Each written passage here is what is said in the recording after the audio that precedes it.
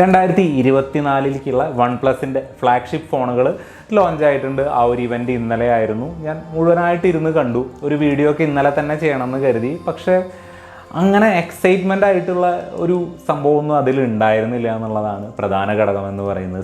Phone മോശമാണെന്നല്ല പറയുന്നത്, അതൊരു live event ആയിരുന്നു. പിന്നെ ആ ഒരു ഫോണിൻ്റെ സ്പെക്ക് എന്താണെന്നും ബാക്കി കാര്യങ്ങളെല്ലാം ഓൾറെഡി ചൈനയിൽ ലോഞ്ച് ചെയ്തപ്പോൾ തന്നെ നമ്മൾ അറിഞ്ഞ കാര്യങ്ങളാണ്. പിന്നെയും അത് റിപ്പീറ്റ് ചെയ്ത് വലിയൊരു സ്ക്രീനിൽ അവർ ഇങ്ങനെ പ്രസൻറ്റ് ചെയ്യുമ്പോൾ എനിക്കെന്തോ അത്ര പുതുമ തോന്നിയില്ല. പിന്നെ എക്സൈറ്റഡ് ആയിട്ട് ഞാൻ കാത്തിരുന്നത് അതിൻ്റെ പ്രൈസുകൾ എങ്ങനെയായിരിക്കും എന്നുള്ളതാണ്.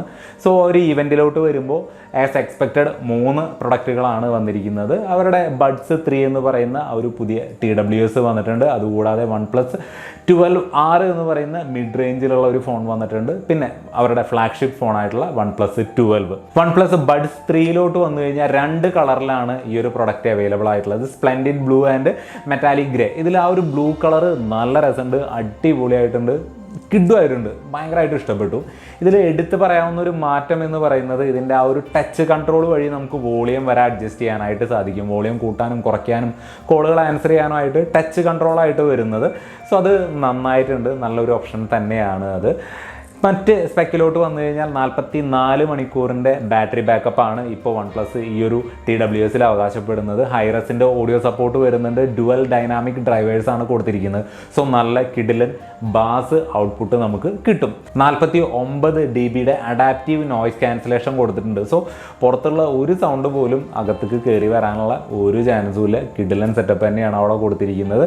ഇതിൻ്റെ ഒരു പ്രൈസ് വരുന്നത് 5499 രൂപയ്ക്കാണ്. ഇനി അവരുടെ 2 ഫോണിലോട്ട് വന്നു കഴിഞ്ഞാൽ OnePlus 12R ആ ഒരു ഫോണ് നല്ല സെറ്റപ്പിലാണ് കേട്ടോ വന്നിരിക്കുന്നത്. കാരണം കഴിഞ്ഞ വർഷം 11R ഇറക്കിയ അതേ പ്രൈസിൽ തന്നെയാണ് പ്രൈസ് സ്റ്റാർട്ട് ചെയ്യുന്നത്, 39,999 രൂപയ്ക്ക്. സോ ഇതിൻ്റെ ഒരു സ്പെക്ക് നോക്കുകയാണെന്നുണ്ടെങ്കിൽ ഇതിൽ കൊടുത്തിരിക്കുന്ന display 4th generation LTPO display ആണ് ഇതിൽ കൊടുത്തിരിക്കുന്നത്. 100 വാട്ടിൻ്റെ ഫാസ്റ്റ് ചാർജിങ്ങും സപ്പോർട്ട് ചെയ്യുന്നുണ്ട്. ഇതിൽ ഈ ഒരു ഫോണിൽ വയർലെസ് ചാർജിങ്ങിൻ്റെ സപ്പോർട്ട് കൊടുത്തിട്ടില്ല. ഇനി Qualcomm Snapdragon 8 Gen 2ൻ്റെ പ്രോസസ്സറാണ് ഇവിടെ വരുന്നത്. അതായത് കഴിഞ്ഞ വർഷത്തെ ഫ്ലാഗ്ഷിപ്പ് പ്രോസസ്സറാണ് ഇതിൽ വന്നിരിക്കുന്നത്. LPDDR5X റാം ടൈപ്പിൽ വരുന്ന ഈ ഒരു ഫോണിൽ 2 റാം വേരിയൻ്റ് ആണ് അവൈലബിൾ ആയിട്ടുള്ളത്. 8 GB റാമും അതുകൂടാതെ 16 GB റാം. ഈ 2 വേരിയൻറ്റിലാണ് ഇത് അവൈലബിൾ ആയിട്ടുള്ളത്. 9140 mm² ഒരു കൂളിംഗ് ചാമ്പർ കൊടുത്തിട്ടുണ്ട്. സോ ഒരു സ്മാർട്ട് ഫോണിൽ ഉള്ളതിൽ വെച്ചിട്ട് ഏറ്റവും വലിയ കൂളിംഗ് ചാമ്പറൊക്കെയാണ് എന്നാണ് OnePlus അവകാശപ്പെടുന്നത്. സോ ഇപ്പോൾ നമ്മൾ എത്ര ഹെവി ആയിട്ടുള്ള പർപ്പസ് ചെയ്താലും ഫോൺ ഹീറ്റ് ആവാനുള്ള സാധ്യത വളരെ കുറവാണ്. സോണിയുടെ IMX890യുടെ മെയിൻ സെൻസറാണ് കൊടുത്തിരിക്കുന്നത്. 16 മെഗാപിക്സലിൻ്റെ സെൽഫി ക്യാമറ കൊടുത്തിട്ടുണ്ട്. ആസ് യൂഷ്വൽ ഇതിൻ്റെ സെൽഫി ക്യാമറയിലും 4Kയുടെ വീഡിയോ ഔട്ട്പുട്ട് നമുക്ക് എടുക്കാനായിട്ട് സാധിക്കില്ല. Wi-Fi 7ൻ്റെ സപ്പോർട്ട് വരുന്നുണ്ട്. Bluetooth version 5.3, IR blaster, NFC ആ ഒരു കാര്യങ്ങളെല്ലാം ഇതിൽ വരുന്നുണ്ട്. Cool blue and iron grey എന്ന് പറയുന്ന 2 കളർ വേരിയൻറ്റിലാണ് ഈ ഒരു ഫോൺ വരുന്നത്. നേരത്തെ പറഞ്ഞ പോലെ തന്നെ പ്രൈസ് സ്റ്റാർട്ട് ചെയ്യുന്നത് 39,999 രൂപയ്ക്കാണ്. സോ അതൊരു ഡീസൻറ്റ് ഫോൺ എന്ന് വേണമെങ്കിൽ പറയാം. അത്യാവശ്യം വേണ്ട എല്ലാ സാധനങ്ങളും ഉണ്ട്.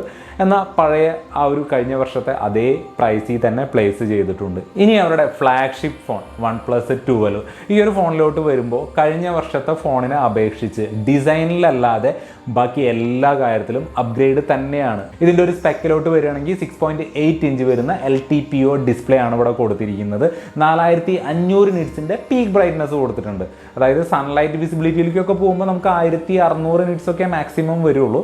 പക്ഷേ HDR കണ്ടൻറ്റുകൾ കാണുമ്പോൾ 4500 നിറ്റ്സ് വരെ ആ ഒരു പീക്ക് ലെവലിലോട്ട് ബ്രൈറ്റ്നസ് പോകുന്നുണ്ട്.